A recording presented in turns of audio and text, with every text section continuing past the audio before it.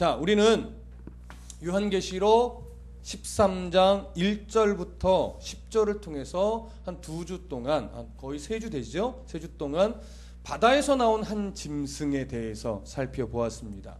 이 바다에서 나온 이 짐승은 결국 용의 권세, 그러니까 사단의 권세 아래서 하나님을 대적하고 성도들을 대적하며 미혹하는 그런 세력들이었습니다. 특히 이 바다에서 나온 한 짐승, 이 짐승은요, 하나님이 계셔야 될 자리에 앉아서 마땅히 하나님만이 받으셔야 될 그 경배를 가로채서 자기들이 받으려고 하는 그런 세력을 의미했습니다.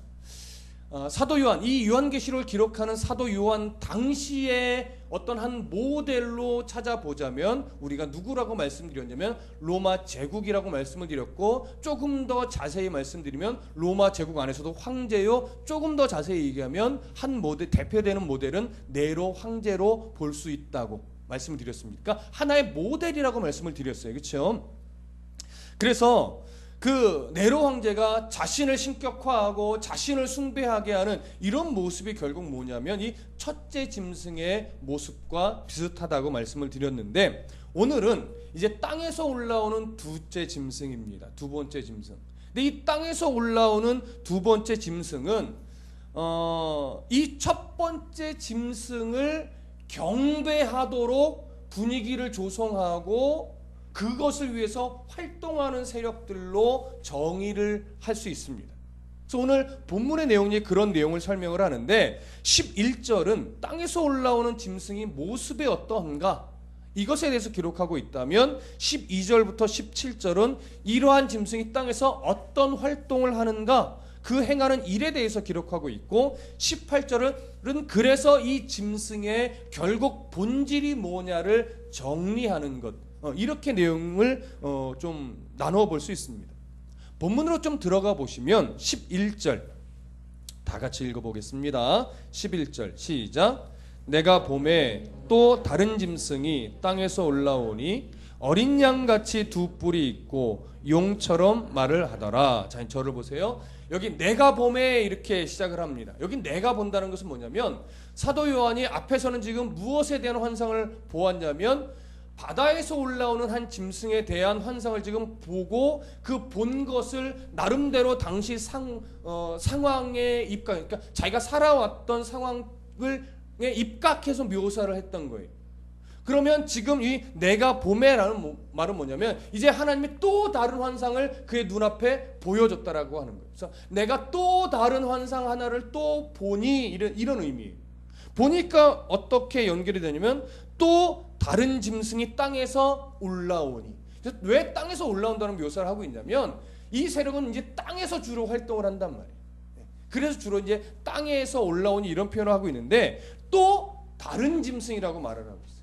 또 다른 짐승. 여기서 또 다른 짐승이라는 것은 바다에서 올라온 그 짐승과는 다른 종류의 짐승이라는 의미가 아니라 같은 종류의 짐승 중에 다른 짐승이라는 말이에요. 무슨 말씀인지 아시겠어요? 네. 바다에서 나온 짐승과 같은 종류의 짐승이에요. 그런데 그 짐승은 아니고 같은 종류의 다른 짐승을 말하는 거예요. 이게 무슨 의미를 하고 있느냐? 본질적인 면에서는 같은 일을 한다 이거예요. 같은 일을. 역할이 조금 다른 것이지 본질적인 면에서는 같은 역할을 하는 짐승이라면 이 짐승 또한 누구를 대적해요? 하나님을 대적해요. 또 누구를 대적해요? 믿음의 백성들, 하나님의 성도를 대적하고 미혹하는 역할을 하는 그런 짐승이라는 이야기가 되는 것입니다. 그런데 이 짐승의 모습을 어떻게 묘사하고 있느냐? 첫 번째, 어린 양같이 두 뿔이 있고 용처럼 말을 하더라. 자, 요 구절에 어린 양같이 두 뿔이 있고 용처럼 말을 하더라, 요 한 구절에 마치 무엇인가를 지금 대조시키고 있어요. 뭘 대조하고 있죠? 외적인 모습은 어린 양 같은데 말은 어린 양의 말을 하는 것이 아니라 누구의 말을 해요? 용의 말을 한다는 요 두 가지 사실을 지금 대비시키고 있다라고 하는 거죠. 그 대비시키는 요 이유가 이제 이유를 우리가 살펴볼 겁니다. 첫 번째 먼저 보시죠.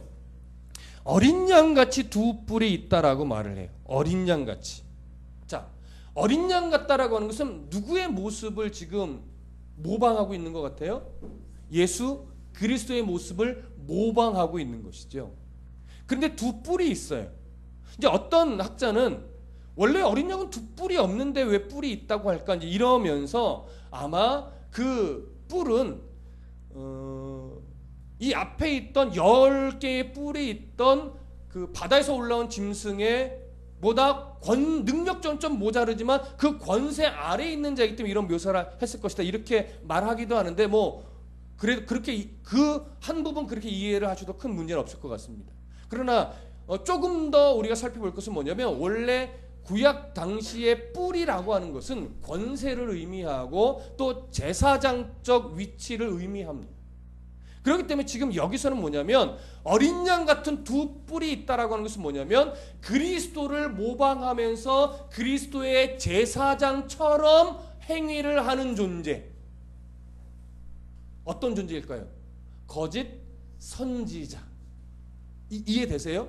그러니까 마치 예수 그리스도의 제사장처럼 앞장서고 나서지만 실제로는 예수 그리스도를 모방하여 예수 그리스도의 선지자를 모방하여 나타난 거짓 선지자로 우리가 이해할 수 있는 것이죠. 그러니까 뭐예요? 결국 다시 정리하면 이 두째 짐승은 종교적인 거짓 선지자의 역할을 하면서 누구를 경배하게 만드는 존재냐면 첫 번째 짐승을 경배하게 만드는 선동하는 그런 존재라고 우리가 이해할 수 있습니다. 다른 부분을 보면 여러분 계시록 16장 13절 한번 보세요. 계시록 16장 13절 함께 읽어보겠습니다. 시작. 또 내가 보매 개구리와 같은 새 더러운 영이 용의 입과 짐승의 입과 거짓 선지자의 입에서 나오니 새 부류를 얘기해요. 처음에 뭘까요? 용의 입과 누구예요? 12장에서 말하고 있는 한 용이죠. 그 다음에 또 짐승의 입과 이 짐승은 누구의 입일까요? 13장 1절에서 말하고 있는 바로 바다에서 올라온 짐승. 그 다음에 세 번째에서 말하는 이 거짓 선지자의 입은요, 누구의 입일까요? 바로 땅에서 올라온 그 짐승의 입입니다. 그래서 이제 학자들은 이제 정리를 하면서 무슨 표현을 하냐면 지금 공중 권세를 잡고 있는 사단의 세력은 어떤 세 가지의 구도 안에서 진행이 되는데 용과 바다에서 올라오는 짐승과 땅에서 올라오는 짐승이 세 구도로 이루는데 마치 이것은 무엇을 모방하는 것 같냐면 삼위일체 하나님을 모방하듯이 그 세력들이 공중 권세를 잡아서 하나님을 대적하고 성도들을 대적하면 미혹한다. 이렇게도 신학적으로 정리를 하기도 합니다. 예, 뭐 그럴듯한 이야기예요. 우리가 충분히 따라갈 수 있습니다. 자, 이렇게 계시록 자체도 지금 이 땅에서 올라오는 이 두째 짐승을 뭐로 묘사하냐면 거짓 선지자로 묘사를 합니다. 여러분 세계에서 가장 예수가 많은 나라가 어느 나라인지 아십니까? 우리나라예요. 네. 그래서 몇 년 전에 수년 전에 우리나라에서 활동하는 예수가 몇 명인지 나름대로 통계를 내봤는데 한 67명 정도 된다고 합니다. 그러니까 또 오늘날로 얘기하면 또 더 늘었겠지요. 이게 뭐예요? 자칭 예수라 하는 자며 그들이 결국 무슨 역할이냐면 거짓 선지자 역할을 하는 거예요. 그러니까 우리나라가 참 대단한 나라예요. 예수가 67명이 있는 나라예요. 와, 진짜 우리나라가 그 예수님으로 복 받았으면 오바마도 별 문제 안 됐을 텐데 그 예수들이 별로 힘을 발휘 못하네. 예, 그렇죠. 참 웃긴 이야기예요. 어쨌든 그렇습니다. 그렇게 거짓 선지자가 참 많은 나라가 우리나라인데 이 구절에서 문제는 뭐냐면 그 어린 양의 뿔을 가지고 있는 그 두째 짐승이 결국 선지자의 말을 하는 것이 아니라 거짓 선지자의 말, 그리스도의 말을 하는 것이 아니라 용의 말을 한다라는 게 지금 문제예요. 그러면 용처럼 말을 한다, 용의 말을 한다는 것은 무엇을 의미하냐면 용을 위해서 말을 한다라고 하는 거예요. 용을 경배하게 하기 위해서 첫 번째 짐승을 높이고 그를 경배하게 하기 위한 말을 꺼내 놓는다는 얘기죠. 이 말은 오늘 계시록에서는 무엇으로 묘사되어 있냐면 5절을 보세요. 13장 5절에 보면 이렇게 말해요. 첫 번째 짐승이 이렇게 말을 했어요. 시작. 또 짐승이 과장되고 신성모독을 말하는 입을 받고 또 42달 동안 일할 권세를 받으니라. 첫 번째 짐승도 과장돼요. 교만한 말을 해요. 하나님의 가치를 대적하는 말을 해요. 과장되고 신성모독하는 말을 한다고 하고 있어요. 둘째 짐승도 별반 다를 것이 있을까요? 똑같아요. 왜냐하면 그래서 같은 종류의 다른 짐승이라고 말을 한 거예요. 같은 일을 해요. 다만 역할적인 면에서 조금 다를 뿐이지 그도 하나님을 대적하고 성도를 미혹해요. 과장되고 신성모독하는 말을 서슴없이 내뱉는 존재들입니다. 하나님의 가치관을 대적하고 하나님의 가치관을 거스르게 만들고 교회를 변질되게 만들고 목회자를 변질되게 만들고 성도의 삶을 기복주의나 성공주의나 때로는 종말론적인 두려움에 빠지게 만드는 그런 말을 서슴없이 내뱉는 그런 일을 한단 말이지. 근데 가장 큰 문제는 뭐냐면 이런 권세들이 세상에 어떤 권력을 등에 업고 말을 하고 종교적인 기득권을 등에 업고 말하고 때로는 아주 인본주의적인 사람들의 종교적 감성에 딱 맞는 말을 가지고 내뱉고 때로는 시한부적인 종말론적인 말을 함으로 두려움을 가지고 말을 하니까 이런 미혹에 한번 빠진 자는 용의 말을 하는에도 불구하고 이것이 용의 말인지 그리스도의 말인지 분별을 잘 못하게 된다는 이런 심각한 문제가 있습니다. 그래서 여러분 마태복음 7장 15절 우리가 여러 번 보는 구절이지만 한번 찾아볼게요. 너무나 늘 중요해요. 여러분 거의 외울 정도로 보셔야 되는데 마태복음 7장 15절에 가보겠습니다. 마태복음 7장 15절. 예수님이 이렇게 강조하셨어요. 함께 읽어봅니다. 시작. 거짓 선지자들을 삼가라. 양의 옷을 입고 너희에게 나오나 속에는 노략질하는 일이라. 예수님 정확하게 말씀하셨어요. 거짓 선지자들을 삼가라, 조심하라, 분별하라, 넘어가지 말아라, 빠지지 말아라. 그들은 양의 옷을 입고 너희에게 나오나 속에는 뭐예요? 노략질하는 일이라 이거예요. 겉으로 드러난 모습만 보고 겉으로 드러난 어떤 현상만 보고 그 사람에게 빠지지 말아라 이거예요. 여러분 신앙이라는 것은요 어떤 일을 했는가 어떠한 현상을 일으켰는가 어떠한 기적을 베풀었는가가 신앙이 아니에요. 그 신앙의 내용이 무엇으로 채워져 있으며 그 내용이 누구에게로 신앙을 끌어가는가 이것을 볼 수 있어야 돼요. 그 신앙의 내용이 가르침의 내용이 때로는 그 이적이 오직 우리 하나님 예수 그리스도에게로 신앙을 끌어간다면 그것은 옳은 거예요. 근데 이것을 이 신앙의 내용이 예수 그리스도에게로 우리의 신앙을 끌어가지 않고 자꾸 두려움을 심고 그래서 재산을 바치게 하고 때로는 예수 그리스도가 아닌 어떤 누군가 주민등록 번호가 있는 누군가에게 우리 시선을 자꾸 맞추게 하고 그를 드러내고 그 신천지에서 말하고 있는 이만희가 내 살을 먹고 내 피를 먹는 자는 이런 미친 소리를 할 때 아멘 하고서 박수치는 이렇게 넘어가지 말라라고 하는 거예요. 예수 그리스도에게로 그 신앙의 내용이 끌고 가져야 된다고요. 그것을 보고 분별해야 되는데 예수 그리스도가 아닌 어떤 교주에게로 자꾸 초점을 맞춰감에도 불구하고 이미 미혹되어 넘어가니까 그 분별을 못하는 거예요. 거짓 선지자를 삼가라. 양의 옷을 입고 나오는 그 속에는 노략질하는 일이라라고 분명히 말했어요. 노략질, 예수님이 받으셔야 될 경배를 노략질하여 그들이 가로채 갔는데 그걸 분별을 못하는 거예요. 왜? 내용을 보지 않으니까.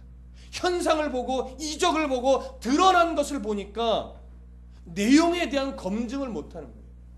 예수 그리스도에게로 끌고 가는가 엉뚱한 다른 것으로 내 신앙을 끌고 가는가 이것에 대한 분별력이 없으니까 자꾸 넘어가고 두려움에 사로잡히니까 헤어나오지 못하고 더 분별하지 못하고. 그 성도는 늘 그래서 신앙의 뿌리를 어디에 박아요? 말씀에 박아야 돼요. 절대적으로. 목회자에게 받거나 교회에 받거나 어떤 현상의 뿌리를 내리려고 한다거나 그러면 분별하지 못합니다. 그래서 신앙은 말씀에 뿌리 내야 돼요. 그럴 때 분별력이 생기고 일이냐 아니면 양이냐 이 사실을 분별할 수 있어요. 여러분 절대적으로 조심하십시오. 오늘 요한계시록 다시 본문으로 가보시면요, 성경은요 정확하게 말해요. 13절 한번 읽어보세요. 13절 함께 있습니다. 시작. 큰 이적을 행하되 심지어 사람들 앞에서 불이 하늘로부터 땅에 내려오게 하고, 이 두 번째 짐승이 처음부터 용의 말을 하는 것이 아니에요. 사단의 말을 하는 것이 아니에요. 처음에는요 양의 옷을 입고 나와서 참 착한 사람처럼, 참 온유한 사람처럼, 정말 하나님을 사랑하는 사람처럼, 또 성경을 말하면서 나오면서 그들 앞에서 무슨 이적까지 하냐면 엘리야가 베풀었던 그 이적처럼 하늘에서 불을 내리는 그런 놀라운 이적을 함께 행하는 거예요. 그러다 보니까 야, 저 사람한테는 뭐가 있나 봐, 역시 능력 있는 사람이야, 은사 있는 사람이야, 정말 하나님께 크게 쓰임 받는 사람인가 봐, 이렇게 이미 현혹을 딱 해놓고 그 다음에 그 시선을 누구에게로? 하나님이 아닌 예수 그리스도가 아닌 다른 데로 시선을 살짝 바꿔서 거기에 고정시키는 거예요. 이게 바로 둘째 짐승이 하는 역할이란 말이에요. 그러니까 우리는 말씀에 대한 분별력이 없으면 이럴 때 넘어가요. 신앙은 절대적으로 그 사람이 어떤 이적을 행하고 어떤 은사가 있고 어떤 업적을 이뤄냈고 얼마나 헌금을 많이 했으면 결코 그것으로 그 사람의 신앙의 잣대를 가릴 수 없습니다. 그 신앙의 내용에 정말로 얼마나 건강한 복음을 갖고 있고 그 건강한 복음을 가지고서 얼마나 성도답게 살아가고 있으며 그 삶의 방향성이 얼마나 예수 그리스도를 향하고 있는가, 여기서 신앙의 분별이 나와야 돼요. 그래서 때로는 제가 하나님 앞에 참 감사하는 내용 중에 하나가 뭐냐면, 하나님 방언의 은사 안 주셔서 참 감사해요. 그리고 또 어떤 신유의 은사 안 주셔서 참 감사해요.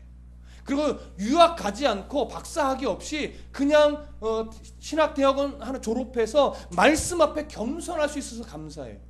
왜 이런 얘기를 하냐면, 제가 자랑할 게 없는 거예요. 무슨 말씀인지 아시죠? 뭔가 내가 자랑할 거리를 갖고 있으면 강단에서 자꾸 그걸 이야기하고 싶을 거 아니에요. 내가 유학을 갔었는데, 내가 몇 년 전에 어떤 성도에게 기도했더니 병이 낳고 귀신이 쫓아가고 어느 날 하나님이 주신 환상을 봤는데, 막 이러면서 뭔가 내가 했던 어떤 흔적들을 자꾸 이야기하고 싶을 거 아니에요. 그러면 여러분들의 시선이 하나님이 아닌 누구에게로 자꾸 맞춰져요? 이태희 목사가 뭐 했더래 이렇게 맞춰져요. 그렇게 되면 점차 저는 여러분들을 하나님께로 인도하는 목사가 아니라 제게로 고정시키고 제게 뿌리 내리게 만드는 목사가 될 것이고, 여러분들은 자기도 모르는 사이에 신앙이 하나님이 아닌, 말씀이 아닌 이태희 목사에게 뿌리 내린 신앙으로 바뀌어갈 수 있다라고. 그래서 저는 그런 은사들, 그런 이력들이 없는 것이 참 감사합니다. 그런 것이 없으니까 오직 누구만 말할 수밖에 없어요? 예수 그리스도만, 성경만 말할 수밖에 없는, 이게 얼마나 감사한지 모르겠습니다. 여러분 감사하십시오. 때로는 물질이 좀 없으니까 감사하십시오. 그러니까 누구로만 살아요? 예수로만 살죠. 여러분 정말 막 탁월하게 공부를 잘해서 막 박사 학위를 받고 세계적으로 석학이 되고 그러지 않은 것 감사하십시오. 그러니까 누구만 바라볼 수 있어요? 주님만 바라볼 수 있어요. 그런 사람이 잘못됐다라고 하는 것이 아니라, 지금 내게 그런 것이 없어도 내가 그런 것을 없음으로 인해 주님만 바라보고 말씀에만 무릎 꿇고 하나님 사랑하는 마음만 갖고 살아갈 수 있으니 참으로 복된 자라고 하는 겁니다. 그런 거 없어도 얼마나 복된 자예요. 이것이 우리의 감사할 이유죠. 감사하십니까? 예, 그러셔야 돼요. 자, 갈라디아서 한번 가보세요. 갈라디아서. 롬, 고, 갈 이렇게 되죠. 로마서, 고린도, 전후서 다음에 갈라디아서 1장으로 한번 가보세요. 너무 중요한 말씀을 하고 있습니다. 갈라디아서 1장 6절부터 8절까지. 갈라디아서 1장 6절부터 8절까지 함께 읽습니다. 시작. 그리스도의 은혜로 너희를 부르신 이를 이같이 속히 떠나 다른 복음을 따르는 것을 내가 이상하게 여기노라. 다른 복음은 없나니 다만 어떤 사람들이 너희를 교란하여 그리스도의 복음을 변하게 하려 함이라. 그러나 우리나 혹은 하늘로부터 온 천사라도 우리가 너희에게 전한 복음 외에 다른 복음을 전하면 저주를 받을지어다. 사실 오늘 제목을 저주를 받을지어다 이렇게 하고 싶었어요. 8절 정확하게 보세요. 우리나 혹은 하늘로부터 온 천사라도. 그 다음 뭐라고 말해요? 우리가 너희에게 전한 복음 외에, 예수 그리스도 외에, 예수 그리스도의 십자가 보혈 외에 다른 복음을 전하면 뭘 받을지어다? 저주를 받을지어다. 여러분 아주 정확해요. 예수 그리스도, 그의 십자가의 은혜, 이거 외에 다른 것으로 천국과 지옥을 논하거나 이거 외에 다른 어떤 것을 들이대면서 두렵게 만들고 천국과 지옥을 말한다면 그것은 다 뭐예요? 거짓이에요. 그렇게 말하는 자는 다 뭐예요? 저주를 받아야 돼요. 바울이 정확하게 이야기하는 거예요. 강단에서 특히 말하는 게, 강단에서 이미 이단 사이비로 정제된 것들은 우리가 어느 정도 분별이 되니까 문제가 안 되는데, 그렇지 않은 교회에서, 그렇지 않은 교회 강단에서 자칫 우리는 거짓 선지자 역할을 할 수 있단 말이에요. 가장 위험한 게 누구예요? 목회자예요. 또 위험한 게 누구예요? 교회 안에 어떤 리더의 위치에 있는 자들이. 내가 무엇을 보았네, 내가 어떤 은사가 있네 하면서 예수 그리스도의 십자가 복음 외에 또 다른 것을 말하면 바울은 말했어요. 저주를 받을지. 이런 것들은 두려워하셔야 돼요. 내가 혹시 그런 역할을 하지 않을까? 내가 혹시 잘못된, 왜곡된 어떤 복음의 내용을 가지고 혹시 그것이 진리인 양 떠들어대는 부분은 없나? 조심하셔야 돼요. 이것이 말씀 앞에 겸손한 겁니다. 내가 잘못 전하지 않도록, 내가 잘못 그리스도인의 삶을 잘못 드러내지 않도록. 요한복음 17장 2절부터 3절에서는 이렇게 말합니다. 아버지께서 아들에게 주신 모든 사람에게 영생을 주게 하시려고 만민을 다스리는 권세를 아들에게 주셨음이로소이다. 영생은 곧 유일하신 참 하나님과 그가 보내신 자 예수 그리스도를 아는 것이니이다. 여기에 아주 중요한 단어가 있어요. 영생은 곧 유일하신, 이 단어가 제일 중요해요. 어떻게 보면 유일하신 참 하나님과 그가 보내신 자 예수 그리스도를 아는 것에 있어요. 안다라고 하는 것은요, 단순하게 지식적으로 아는 것이 아니라 예수 그리스도와 연합한 자를 말해요. 삶 가운데 예수 그리스도와 연합한 자로 살아가는 거예요. 그래서 하나님을 아는 지식에 날마다 새로워지는 거예요. 뭘 기준으로? 성경을 기준으로. 여러분 경험을 기준으로 하는 거 아니에요. 성경을 기준으로 해서 내가 살면서 겪고 경험하는 것들이 성경에서 말하는 것과 부합한가를 보는 것이지, 성경보다 내가 겪은 경험이 우선시되면 안 돼요. 왜? 내가 겪은 경험은 때로는 누가 줄 수도 있어요. 사단이 줄 수도 있어요. 그리고 나의 교만으로 오는 것일 수도 있고 나의 게으름으로부터 오는 것일 수도 있어요. 그래서 내 삶에서 경험하고 배우고 느낀 것들이 성경에서 말하는 것과 부합한가 찾는 거에서 부합하지 않은 것은 잘못된 거예요. 때로는 나의 어리석음 때문에 오는 거예요. 그리고 부합한 것은 내가 잘 가고 있다는 증거예요. 그걸 붙잡고 가는 거예요. 그걸 붙잡고 가는 거예요. 그래서 신앙은 어떤 일을 행했나, 어떤 현상이 일어났는가가 아니라 그 신앙의 내용이 무엇으로 채워져 있는가, 그리고 성경의 말씀과 같은가 부합한가 아닌가, 이것을 생각해야 돼요. 그걸 우리가 여러분 찾으셔야 됩니다.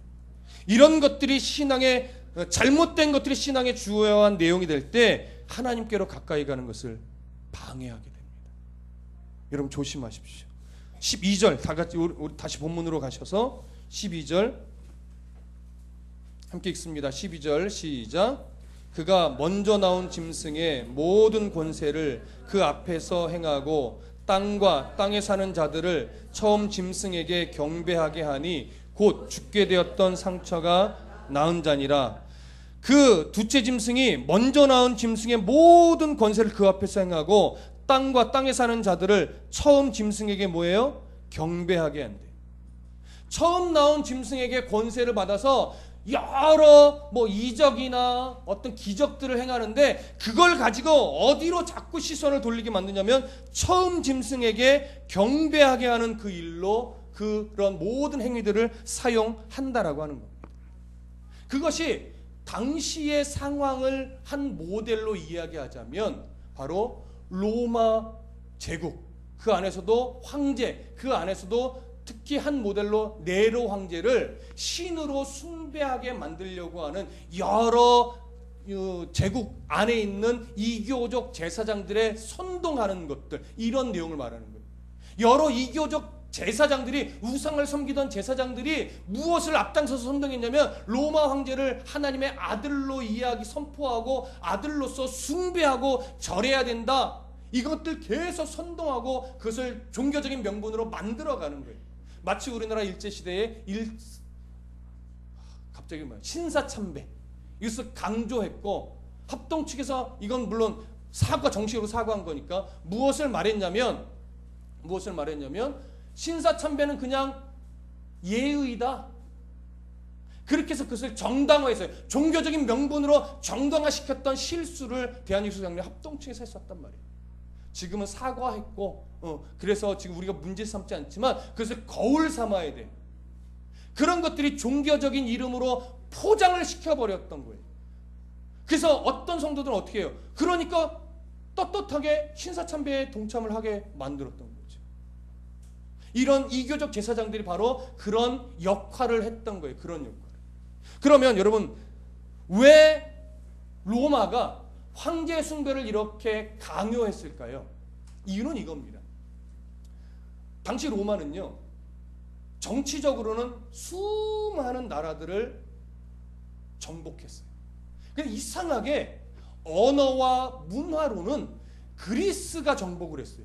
그리스의 언어와 그리스의 문화가 로마 제국을 뒤덮였어요. 물론 로마가 굉장히 수용성 있는 정책을 했어요. 그들의 문화를 인정해주고 그들의 언어를 인정해주는 정책을 폈어요. 그런데 그러다 보니까 지식적으로 지적으로 로마 제국이 그리스가 너무 월등한 거예요. 그러니까 그리스의 언어와 그 헬라어죠. 그리스의 언어와 그리스의 문화가 오히려 로마 제국을 쑥 뒤덮어서 로마마저도 로마어를 안 쓰고 헬라어가 많이 통용될 정도로. 근데 그리스의 문화의 대표적인 건 뭐예요? 신문화죠. 여러 신문화. 그러다 보니까 로마가요, 지적인 어떤 열등감이 살짝 사로잡혔어요. 자기네보다 지적인 면에서는 그리스가 앞섰던 거예요. 그래서 자꾸 자기 아들들도 어디로 유학을 보내냐면 그리스로 유학을 보내요. 그러다 보니까 로마 황제가 살며시 이 그리스 문화 속에서 나도 신처럼 될 수 있다면. 근데 이런 분위기를 조성한 게 누구였냐면 그리스의 여러 지식인들이 그 로마 권세에 좀 아부하기 위해서 로마 황제를 신격화하는 일들을 조성하고 그 일을 앞장섰던 거예요. 그러다 보니까 또 여러 지역의 우상을 섬기던 이교적 제사장들이 거기에 또 로마 권세에 빌붙기 위해서 아부하기 위해서 또 더 앞장섰죠.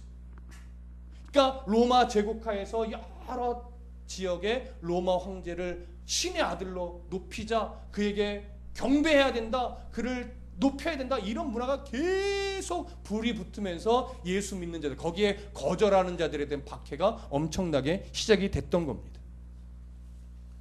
이런 문화들 속에서 로마 황제가 신으로 추대된다면 결국 이것은 누가 조성한 거겠습니까? 바로 둘째 짐승이 그런 이교적 제사장들을 사용하여 이런 분위기를 앞세운 것이고, 이렇게 로마 황제를 숭배하게 만들었다면 그 로마 황제는 결국 누구의 역할을 했던 거예요? 첫 번째 짐승의 역할을 그가 했던 거예요. 그가 첫 번째 짐승이라고 말하기보다 그가 결국은 첫 번째 짐승의 위치에서 그 역할을 하게 됐던 것이고, 이교적 제사장들은 두 번째 짐승의 역할을 하게 되었던 거예요. 그러니까 사단은 그런 문화를 사용하는 거예요. 데살로니가 후서 2장 3절과 4절에 이렇게 말하고 있어요. 누가 어떻게 하여도 너희가 미혹되지 말라. 먼저 배교하는 일이 있고 저 불법의 사람 곧 멸망의 아들이 나타나기 전에는 그 날이 이르지 아니하리니 그는 대적하는 자라 신이라고 불리는 모든 것과 숭배함을 받는 것에 대항하여 그 위에 자기를 높이고 하나님의 성전에 앉아 자기를 하나님이라고 내세우니라. 그런 것들에 대한 우리가 분별력이 필요합니다. 사도 요한 당시에는 로마 황제이겠지만 이제 오늘날로 와서는요, 이런 역할, 이런 가치가 어떤 것들로 대두되냐면 첫 번째 시한부 종말론 같은 종말에 대한 두려움으로 자꾸 심어주는 것, 역할을 하는 것들. 그리고 또 사이비 이단들, 뭐 이건 말할 필요가 없죠. 그 다음에 최근에는 또 동성애 문제가 자꾸 드러나요. 우리나라에는요, 사실 동성애에 있어서 자유롭지 않았던 나라예요. 굉장히 유교적으로도 굉장히 거부감을 갖고 있던 나라인데 이미 세계적으로 동성애가 편만해지고 세계적으로 동성애자에 대한 뭐 인권을 존중해야 된다는 것이 거의 합법화되어 가고, 그러다 보니까 세계적으로 어떤 일까지 점차 왔냐면 동성애자들이 결혼하는 것을 합법화하자 또 한 단계 넘어가서는 동성애자의 결혼을 목사들이 주례해 줘야 되지 않냐? 이것이 정당화되어지고, 그 다음에 또 어떻게 가냐면 목사들 중에 동성애자가 있는데 동성애자인 목회자에게 안수를 줘서 목사로 인정해야 되지 않느냐? 이것이 종교적인 법으로 또 합법화되는 일까지 간 거예요.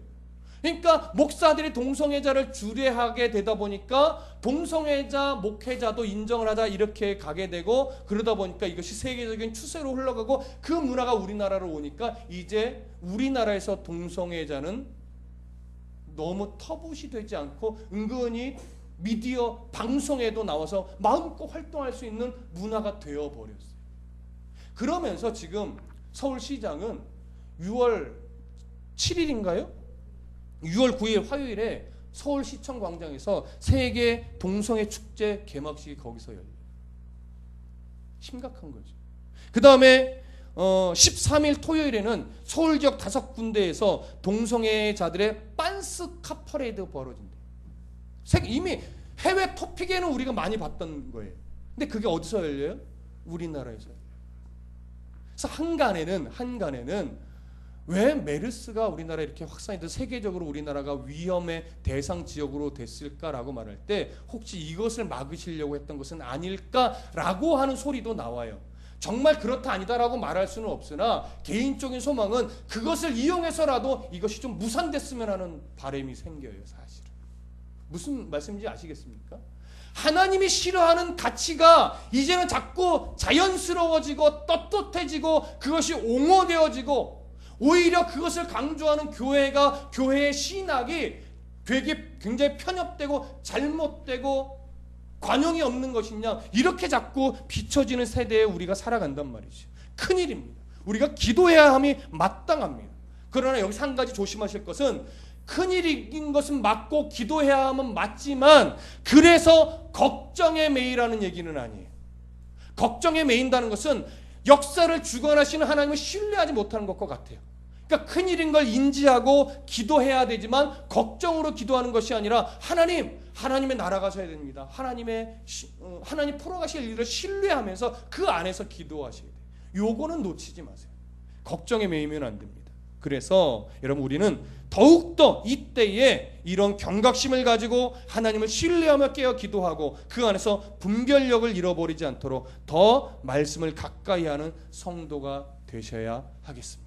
우리의 삶의 구석구석 작은 요소에 자칫 우리가 거짓 선지자처럼 말하고 행동할 수 있는 요소들이 있습니다.